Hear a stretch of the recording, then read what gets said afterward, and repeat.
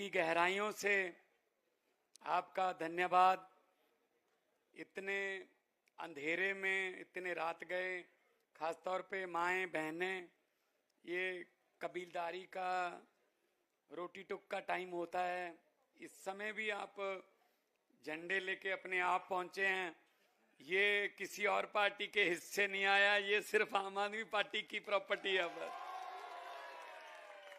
तो आप सबको बहुत बहुत मुबारक। मेरे मंच पर आसीन पार्टी के सुप्रीमो, जिन्होंने देश की राजनीति को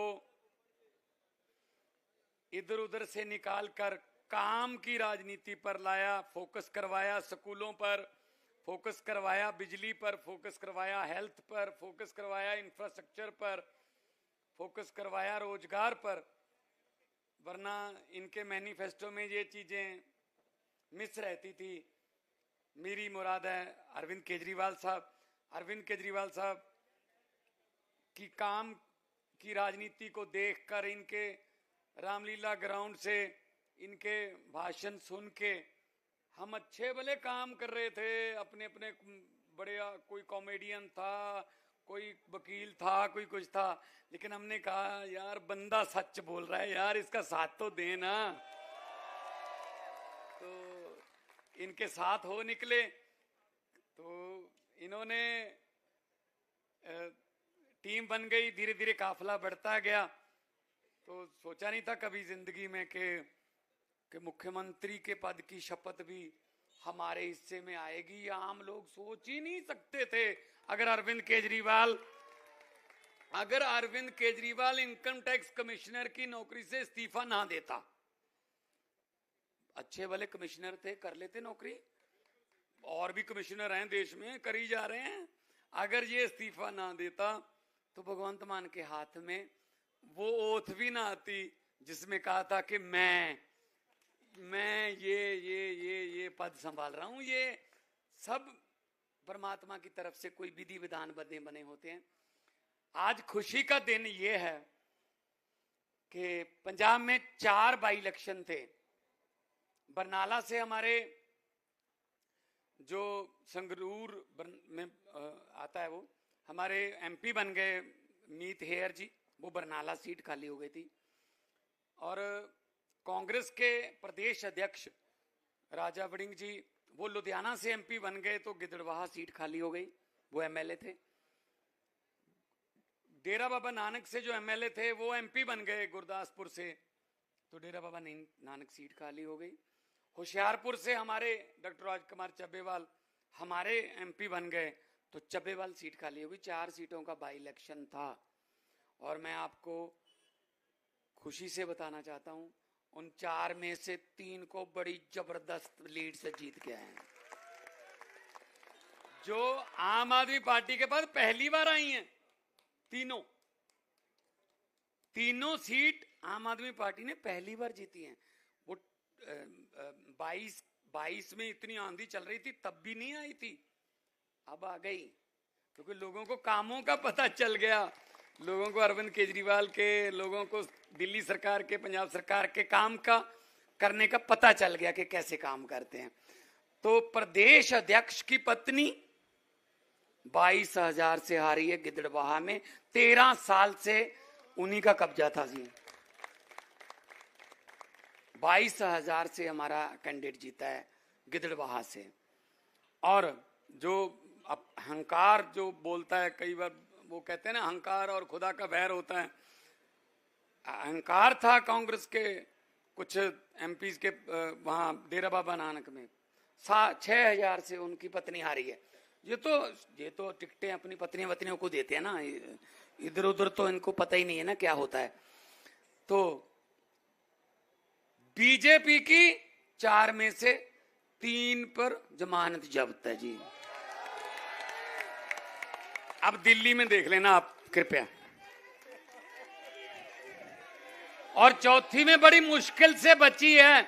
अगर अपील कर देना वहां इलेक्शन कमीशन में कि इसकी भी जमानत रख लो, वो भी 20,000 रुपया छोड़ देंगे। कुछ चलो ये जमानत जब्ती समझो हमारी भी। पता नहीं कुछ मतों से ही बची है, मतलब जमानत क्या होती है? 20,000 रुपया डिपॉजिट करते हैं, अगर आपको 16% से कम वोट पड़ते हैं तो आपको वो 20,000 रुपये वापस नहीं मिलता। इसको बोलते हैं जमानत जब्त, ठीक है ना। तो 3 जगह से तो मिलेगा नहीं, चौथी जगह पे वो लेंगे नहीं, तो समझो चारों ही जमानत जब्त हो गई। अब दिल्ली में 70 में से बीजेपी को कितने 20,000 वापस करवाओगे? 0 करवा दो बस। 20,000 इनके लिए क्या है, इनके लिए क्या है। हाँ, वही मैं तो कहूंगा अरविंद केजरीवाल जी को, और राघव चड्ढा जी बैठे हैं कि सुप्रीम कोर्ट में 80 डालो कि वो 20,000 कम से कम जनता के लिए तो यूज कर सकें, कि जो जमानत जब्त होती है वो पैसा जो है वो पब्लिक के लिए यूज कर सकें। ये वो पैसे हैं जो आपने एक रिजेक्ट बंदे को रिजेक्ट करके आपने पैसे दिए और ये पैसा आपको मिल रहा है।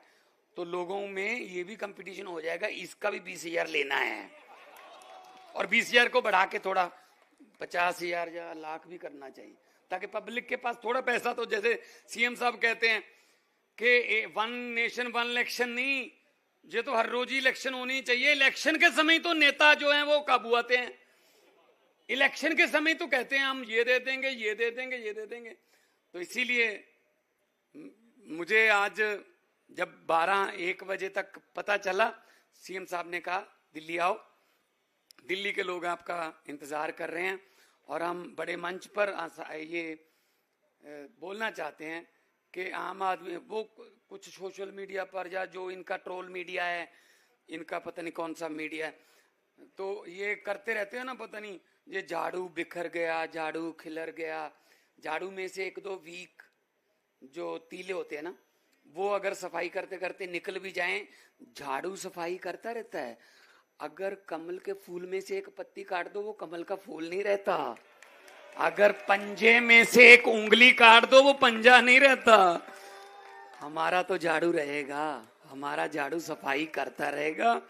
और पहले इस झाड़ू से हम सिर्फ दुकान या मकान साफ करते थे, अब अरविंद केजरीवाल की अगुवाई में इस झाड़ू से पूरा हिंदुस्तान साफ किया जाएगा। हम तो फकीर लोग हैं, हम तो छोड़ चुके हैं काम, पैसे कमाने वाले काम तो छोड़ चुके हैं जी। हमारा कोई बसों में हिस्सा नहीं है, हमारा कोई रेते की खड्डों में खन्नों में हिस्सा नहीं है।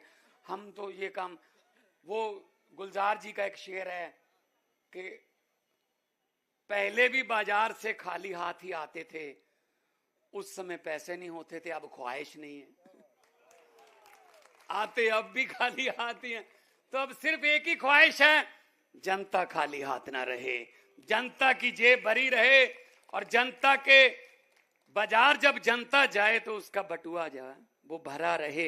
यही रेवड़ी चर्चा हुई है, शुरू की गई है, वो यही है कि भाई आपके पैसे आपको दे रहे हैं, इसको रेवड़ी क्यों कह रहे हैं?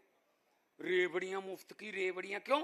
जनता के पैसे को जनता में देने में क्या दिक्कत है? अगर ये रेवड़ी है मोदी साहब, तो 15 लाख वाला पापड़ कहां है? वो कहां गया पापड़?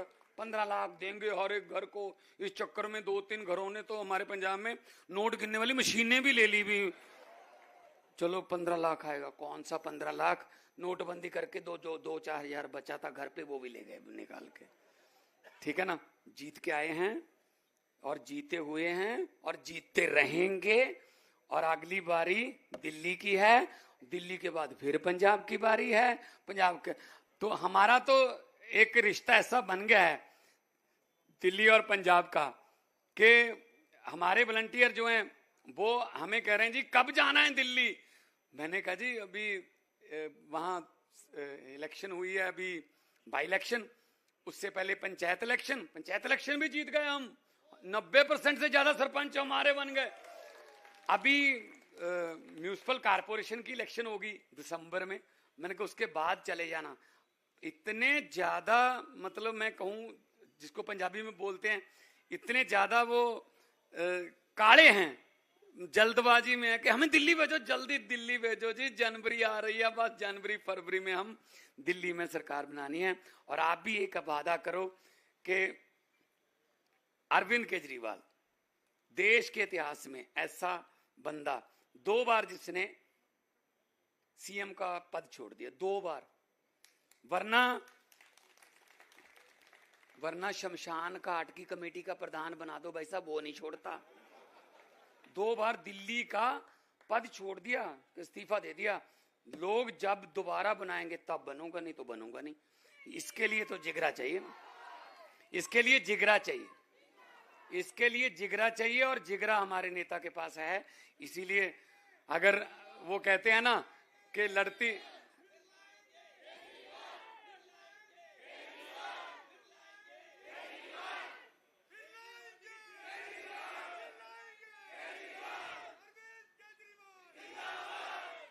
तो ये आपके मन की भड़ास है असल में, और ये सच्चे दिल से निकली है। बिल्कुल नहीं, बिल्कुल नहीं। देखो फर्क कितना होता है, जब 2020 में इलेक्शन हो रहे थे दिल्ली के, तो रामलीला ग्राउंड में प्रधानमंत्री मोदी जी ने एक बहुत बड़ी सभा की। मैं भी यहीं था, प्रचार कर रहा था, आपके मोहल्लों में भी मैं आया था, अभी भी आऊंगा। तो केजरीवाल साहब के साथ मैं बैठ के देख रहा था लाइव, बहुत रश था। अचानक से नारे लगने लगे, तो मैंने अरविंद जी को कहा, जी शपथ लेने की तैयारी करो, आप मुख्यमंत्री बन जाओगे। तो इन्होंने कहा, भगवंत आपको कैसे पता?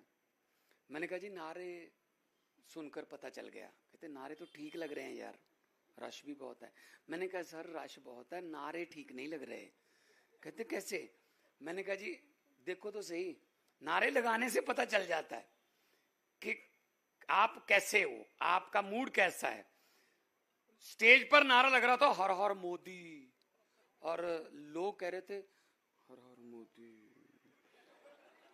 मैंने कहा, सर हाथ ऊपर जा रहा है, गर्दन नीचे जा रही है, ये दिहाड़ी पर आए हैं, ये वोट नहीं डालेंगे। वही काम हो गया भाई साहब।